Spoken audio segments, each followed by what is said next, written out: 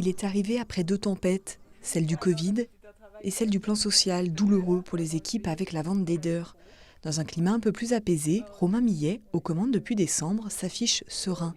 Malgré son nom, son arrivée à la tête de l'entreprise créée par ses ancêtres n'était pas forcément écrite. Romain Millet avait choisi la Chine depuis 5 ans, le prêt-à-porter, puis l'horlogerie avec le groupe LVMH. Et quand le Covid est arrivé, en effet, avec ma famille, nous sommes rentrés fin janvier en France, puisque le Covid avait touché Wuhan à la fin du mois de janvier en Chine. Et depuis ce temps-là, ma famille est restée ici. Moi, je suis reparti en Chine, j'ai été bloqué longtemps, et ça m'a amené à beaucoup de réflexions, et notamment une recherche de sens. Je vivais une expérience assez incroyable en Chine, et notamment chez LVMH. Mais la séparation de la famille, de ma culture, de mes bases, en gros de mes racines, m'a amené à pas mal de réflexions. Le Covid m'a amené à ça. Voilà. Et du coup, j'ai recherché du sens, et plein de planètes se sont alignées, notamment une discussion avec mon prédécesseur, Frédéric Ducruet. J'ai beaucoup de respect et d'admiration, avec qui j'étais en contact et qui m'a dit qu'il avait décidé de faire autre chose, et qui m'a demandé si je pouvais lui succéder. Je trouvais que c'était une belle histoire. Un retour aux sources donc pour l'Annécien qui a aussi occupé plusieurs fonctions dans le groupe La Fuma de 2005 à 2013. Romain Millet retrouve un groupe de 720 personnes réparties dans le monde, dont 190 au siège à Annecy. Un chiffre d'affaires fragilisé par la crise sanitaire aussi, 78 millions d'euros en 2020 contre 89 en 2019. Mes arrière-grands-parents ont créé cette entreprise. Elle a été, son développement s'est accéléré dans les années 60-70 par mon grand-père et son frère, René et Raymond. Et puis on décidé de vendre l'entreprise au milieu des années 70. Moi, j'étais pas né. Donc c'était pas vraiment ma destinée d'une certaine manière. Donc pour moi, Millet, c'était des belles histoires de montagne sur les genoux de mon grand-père quand j'étais petit. Ça pourrait paraître risqué de prendre des décisions qui sont drivées par l'émotion aussi, c'est le sens de votre question. Et c'est un bon point, mais en réalité, c'est juste que je prends beaucoup de décisions sur le long terme. Je pense beaucoup, pas à demain, mais à après-demain. Et je dirais que le lien émotionnel, il me permet cela. Les projets sont nombreux. Une gamme de sacs à dos 100% recyclés dans un an, l'intégralité de matériaux éco-responsables utilisés pour les 2 marques d'ici 4 ans, un service de réparation renforcé. 2500 produits endommagés retrouvent déjà une seconde vie dans les ateliers chaque année. Je ne suis pas uniquement dirigeant de Millet, je suis aussi vice-président à l'OSV. Et donc on représente une grosse partie d'industriels du monde de l'outdoor. Et donc à court terme, oui, je suis inquiet pour un certain nombre d'entre eux, parce que des magasins se ferment, pour des questions d'emploi, de savoir-faire qui pourraient disparaître. Voilà. Donc oui, il y a une inquiétude à ce niveau-là. Une seconde inquiétude qui est le lien social dans l'entreprise.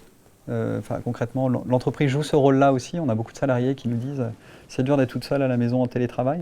À moyen terme, je suis plutôt confiant. Je suis confiant à partir d'une condition qui est que, évidemment, on ne revienne pas à la normalité de 2019. Il faut apprendre aussi, c'est dans les crises qu'on apprend.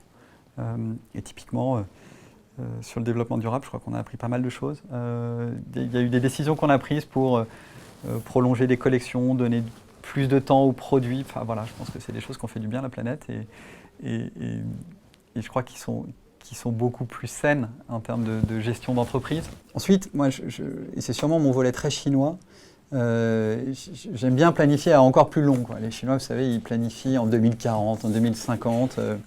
Et pour moi, il y a 3 thématiques qui doivent nous animer à très long terme. Le premier, justement, c'est la relation avec ses consommateurs, comprendre qui ils sont, comment ils évoluent. Le deuxième point, c'est l'innovation, ce qui est vraiment dans l'ADN de nos marques.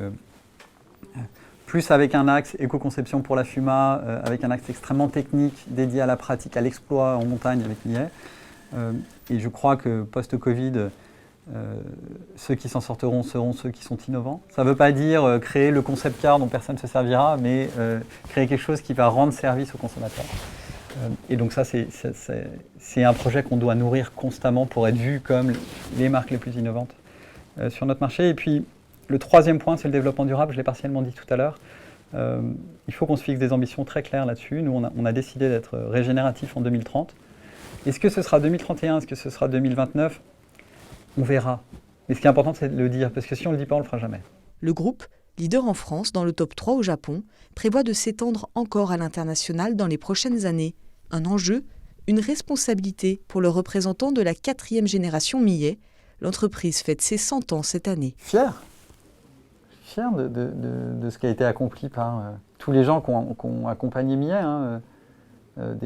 Évidemment, les premiers salariés qui étaient mes arrière-grands-parents, à tous les gens, tous salariés, tous les gens de l'écosystème. Je suis fier d'eux parce qu'il n'y a pas 50 marques qui peuvent fêter 100 ans. Il y en a, mais pas tous. Et souvent, une des raisons pour lesquelles, je trouve qu'une des fiertés qu'on peut avoir, c'est qu'on a réussi à accompagner plusieurs générations d'alpinistes. Et ça encore, c'était pas donné, quoi. C'était pas. Donc voilà, je suis fier. Et je pense que les ancêtres doivent être contents.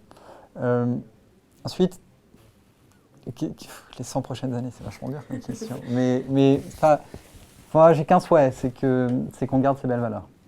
Voilà, puisque je pense sincèrement, et je crois que la raison des 100 ans de succès, c'est un positionnement hyper clair. À chaque fois qu'on a essayé de sortir de ce positionnement, d'ailleurs, on s'est planté. Donc, je crois qu'on est assez clair sur qui on est et à qui on doit parler et comment. Et c'est là où les valeurs jouent. Et si j'ai un souhait, c'est qu'on conserve ces belles valeurs.